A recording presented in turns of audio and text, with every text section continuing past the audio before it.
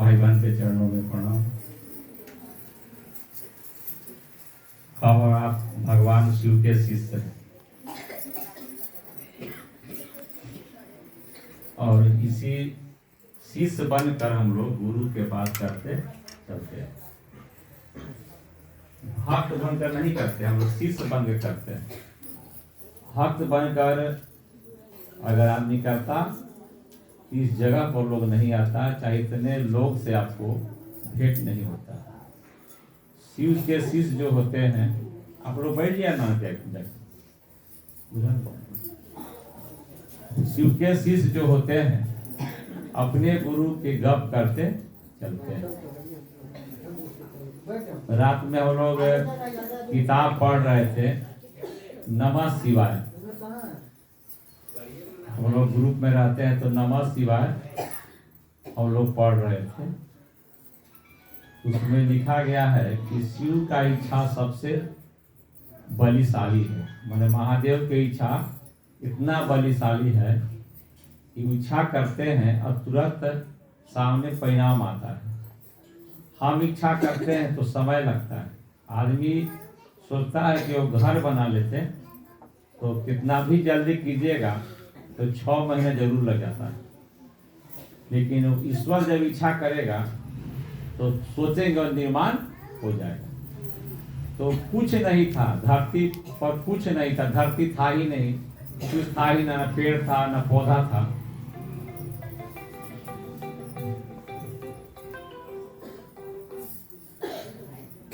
तो शून्य था, महाशून्य था, कुछ था नहीं।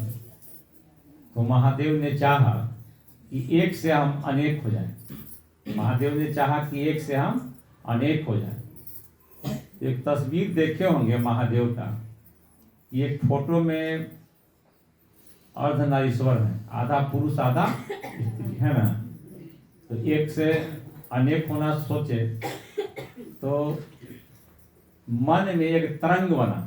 जैसे हम लोग एक जगह बैठे हुए हैं, 20 आदमी, कोई नहीं बोल रहा है, चुप, सब कोई चुप है, कुछ नहीं बोल रहा है, तो शांत है। एक आदमी बोलेगा तो आवाज तो आपको कान तक पहुंचेगा ना। तो मासूम था, कुछ था ही नहीं। तो महादेव ने इच्छा किया तो तरंग बना।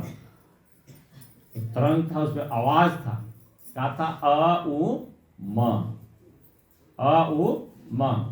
जैसे आप घर में गिलास रखे हैं ना, उस पर एक लोहा से मारिएगा, खाली गिलास में तो झन पूरा करता है ना, तो वैसा ही एक शब्द आया, अ उ म था, ओम था। तो मूर्त अमूर्त समझते हैं, किताब पढ़ते होंगे तो मूर्त अब अमूर्त, अमूर्त माने अभी आया नहीं, अमूर्त माने हो गया। जैसे हम लोग मूर्त हैं, शरीर में है, और एक आदमी को आना है धरती पर, पैदा लेना है, तो अमूर्त है। तो कुछ था ही नहीं था। तो जैसे ओम आया तो प्रकट हुआ नमः शिवाय। तो ओम जो है, हम शॉर्ट में बता रहे, ओम जो है सूक्ष्म है और नमः शिवाय स्थूल है। सूक्ष्म स्थूल जानते हैं?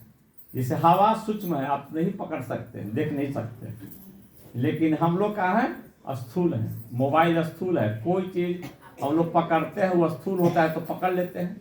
जैसे आप आंख मूंद के भी पकड़िएगा तो कहिए कि मोबाइल है, आंख मूंद के भी पकड़िए तो कहिए किताब है, स्थूल है। तो मंत्र आया नमः शिवाय।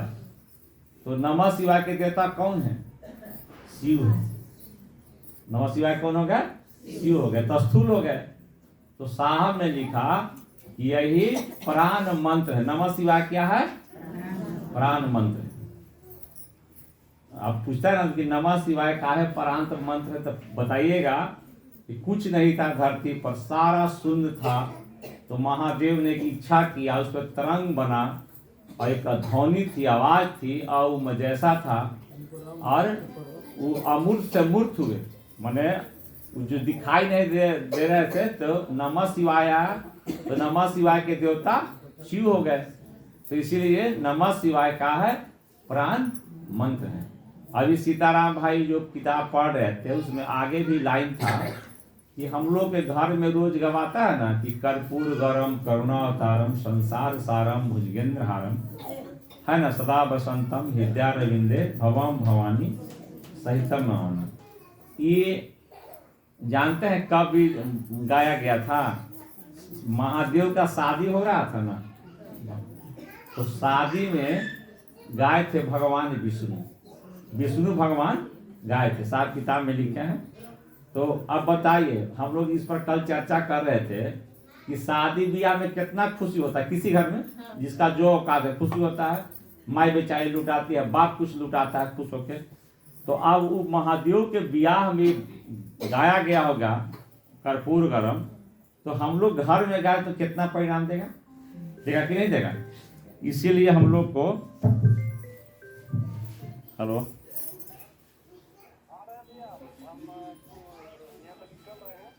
वो कहाँ है? आइए रास्ता बंद करिए उधर से।